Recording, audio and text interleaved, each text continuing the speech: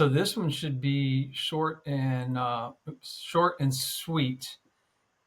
This specific couple, Tiffany and Bobby Perry, the owners of Procomm Advanced Quality Solutions LLC. Tiffany and Bobby Perry were actually neighbors of Will Platt. I don't know why I always say Will Platt, but that's just what I'm going to say. But Will Platt. So anyway, I have an audio recording. It's like 45 minutes long or so, and spoke with Tiffany and Bobby. And without going into the 45-minute audio, I can confirm right now that they have 100% confirmed that they are the only, matter of fact, just Bobby is the 100% owner of the LLC. And then I think she was like a registered agent or a signer or something on it, but he's 100%. There's a reason why I'm saying that, because I'm going to show you the other version of forged operating agreements that Byron and Will and everybody, their whole group, Marvin Fox, etc., all do. I showed you the other operating agreement related to me, maybe one other person, to where they make it 90% whomever is in their fraud organization, and then they have 10% the actual owner. In this case, they made it look like there's two, Bobby and then one other. We'll get into it in just a second. In that case, what they'll normally do is something like an 80 and a 10 and a 10, or a 70 and a 10 and 20, with still the majority of that person, whoever is in their fraud organization, they add, or a straw buyer. So I won't go over that, but Procomm Advanced Quality Solutions. But yeah, just to let you know, I did call. This was a while ago when I talked to them. This was December 2nd of, I don't know why it says 2021, but it would have been December 2nd, 2023 is actually when I spoke to those people. Actually, 2024. No, that would have been recent. I'm sorry. That should have been December 2nd, 2024. I'm pretty sure. So let's go over this. I do have another video here I'm not going to share. It is their actual bank statements. It's their actual and the fraudulent bank statements. It's very similar to what they did with mine, but it was a little bit easier for Byron and Marvin and these guys to manipulate their bank statement, because they were actually referred to Byron, or they got the information through Will. So Will Plott got this information and then handed it over. And these folks were legitimately trying to get some type of small business loan that they needed. And I don't believe they ever got it, but they were getting the runaround. I think they eventually just kind of gave up. And little did they know what was going on behind the scenes, which is very, very, very common. This is exactly what happens so many times with so many of these victims. They think they're going to do a legit loan. If they're aware, if they're actually trying to seek out a loan, they think they're getting a legit loan, then they get completely screwed on the side, or don't even know what's going on. And exactly what happened in this case. Sometimes Byron's able to just get the info from other people referring and just getting info over, and then they just steal it.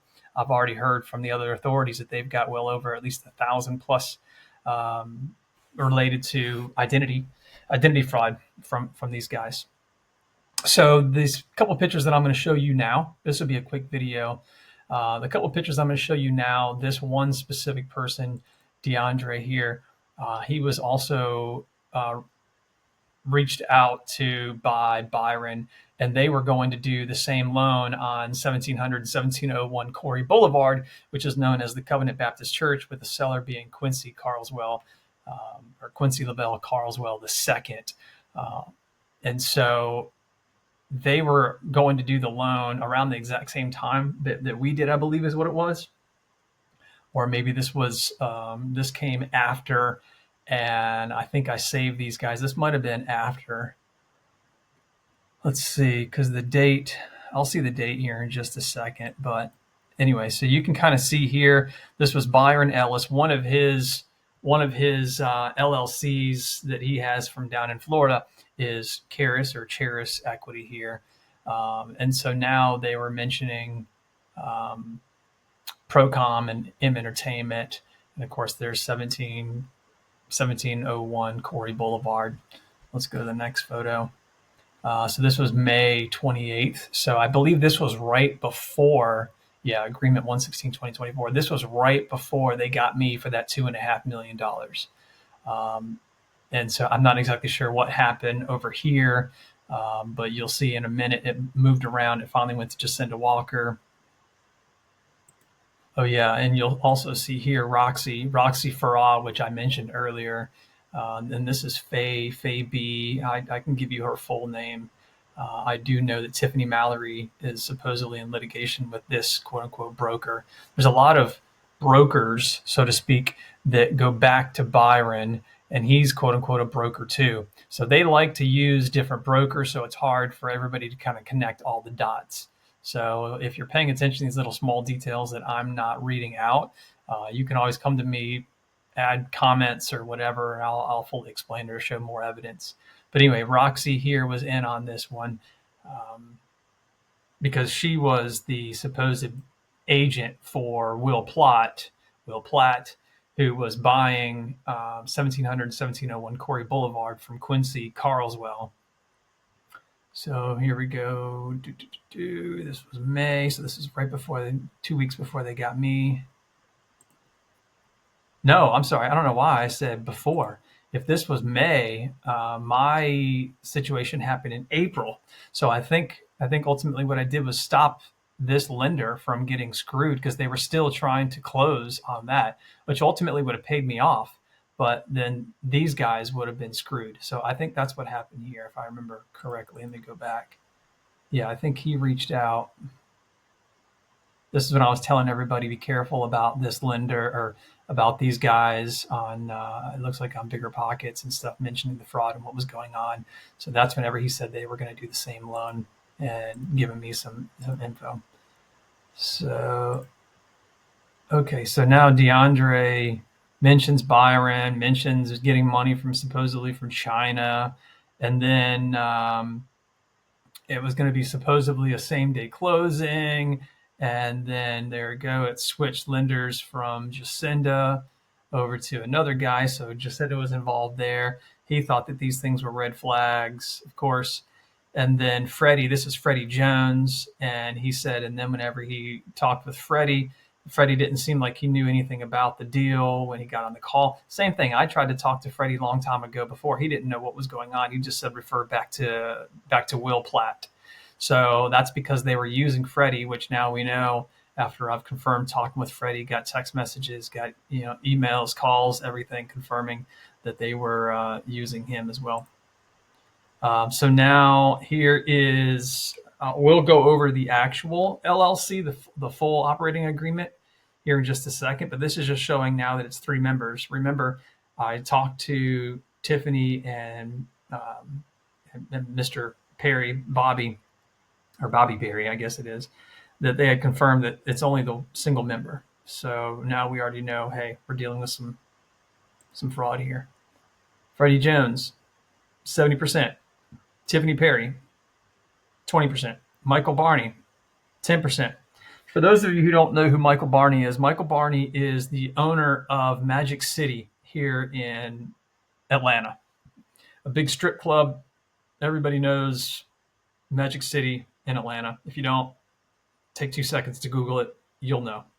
So Michael Barney was aware of all this. I specifically called him. He played it off that he's like, oh yeah, I know they're working a deal on that church. Everything's good. Everything's gonna be closing. And he's like, let me just go ahead and call Will Platt, and then I'll let you know.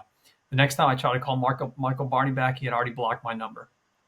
Confirmed it by calling from a different phone number, and so he immediately blocked me. So he knew something that was going on. So he, at this time, back in the day, was related. He was also on some of the purchase and sale agreements on the HUDs through Jacinda Walker that I've seen with Quincy Carswell. His name was on it. His signature was on it. So he's been a part of it. But anyway, Freddie Jones, ultimately, we believe was straw buyer, was being used. He was believed to be a victim, but that's why he didn't know anything. So again, three members, which we know is fraudulent. Here is the original date that this was formed, the registration in 2025, and it was only Bobby Perry. I think this is the video, so I won't go over that one. All right, well, that pretty much sums that one up, except for the last thing is to look at the actual operating agreement. So in case you guys see another operating agreement like this, we'll know what to do. But this one looks a little bit different, so it is possible. I don't recall from however long ago, a year ago, when I talked to Tiffany and Perry, if that was their original operating agreement, and then Byron and Will and Marvin, if they all amended the actual operating agreement, or if they created a whole new one. But either way, I'll just kind of go over this and share it with you. So names, we already mentioned it. The addresses, when it was formed, which sometimes people don't even check these dates, and then don't even do their research. So sometimes they have these dates on here wrong compared to the actual formation with the state. Here's how much they added supposedly. Again, we know this also was completely fraudulent. I confirmed that through the actual owners.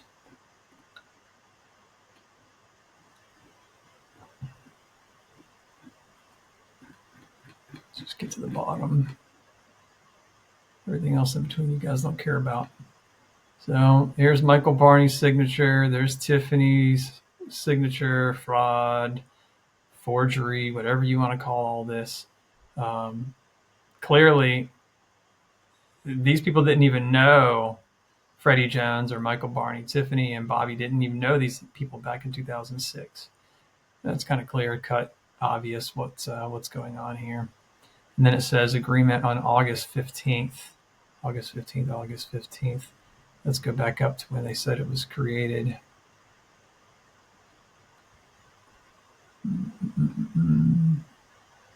August 15th there. August 15th there. Yep. All right, so that sums that one up. I told you this was going to be a quick one.